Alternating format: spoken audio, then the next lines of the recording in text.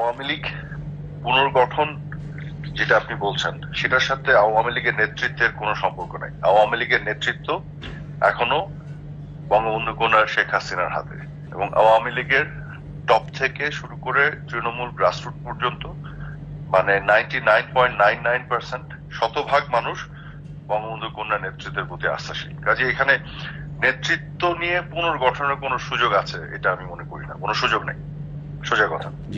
কিন্তু দলীয় ভাবে দলকে পুনর্গঠন, সংগঠিত করা, সুসংগঠিত করা সেটা তো অন্য জিনিস। আর আওয়ামী লীগকে নিষিদ্ধের ব্যাপারে বাংলাদেশে এমন কোন শক্তি নাই যে আওয়ামী লীগকে নিষিদ্ধ করতে পারে।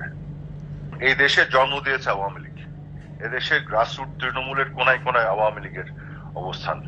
হ্যাঁ, আওয়ামী লীগকে নিষিদ্ধ করার কোন শক্তি নেই বাংলাদেশে। বাংলাদেশে রাজাকার, পাকিস্তানি এবং পাকিস্তানি প্রেতাত্মারাই নিষিদ্ধ হবে, আওয়ামী লীগ হবে না। যার যে দেশ জন্ম দেয় তাকে নিষিদ্ধ করা যায় না।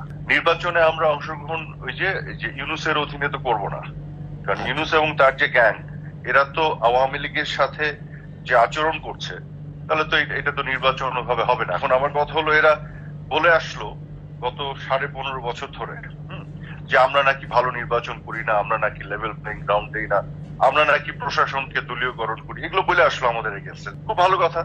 তো এখন তাহলে তারা প্রশাসনকে দলীয়করণ করছে কেন? এক চিঠিতে এতগুলি তাদের লোকজন নিচ্ছে, এবং তারা এখন কেন একটা লেভেল প্লেইং গ্রাউন্ড ক্রিয়েট করতে পারছে না? এখন কেন ফ্রি অ্যান্ড ফেয়ার নির্বাচন কি সম্ভব ইউনূসের অধীনে?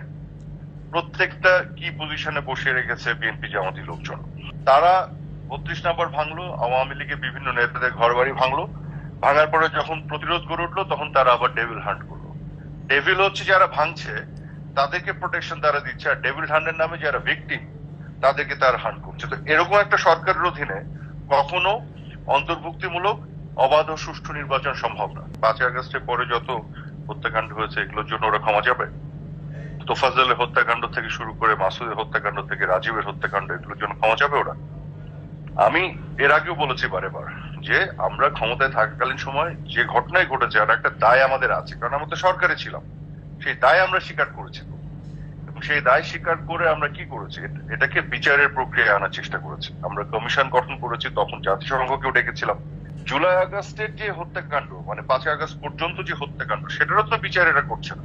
এরা তো এটাকে পলিটিক্যালি অপব্যবহার করছে। যদি বিচার করতো তাহলে কেন আজকে গণহারে মামলা হচ্ছে এবং মামলা করে চাঁদাবাজি হচ্ছে?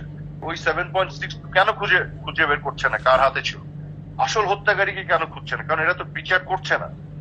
এরা তো হচ্ছে এটাকে ব্যবহার করে আওয়ামী লীগকে দমন পীড়ন করা। কি রাজাকারদের ডিফেন্ডারদেরকে আইসিটিতে বসিয়ে দিয়েছে প্রধান আপনার কি বল প্রসিকিউটর। এদের অবজেক্টিভ হলো আওয়ামী লীগকে শেষ করার চেষ্টা, যেটা সম্ভব না। এটা অবজেক্টিভ, বিচার এদের অবজেক্টিভ। এরা বিচার করছে না, বিচার আওয়ামী লীগই করতো।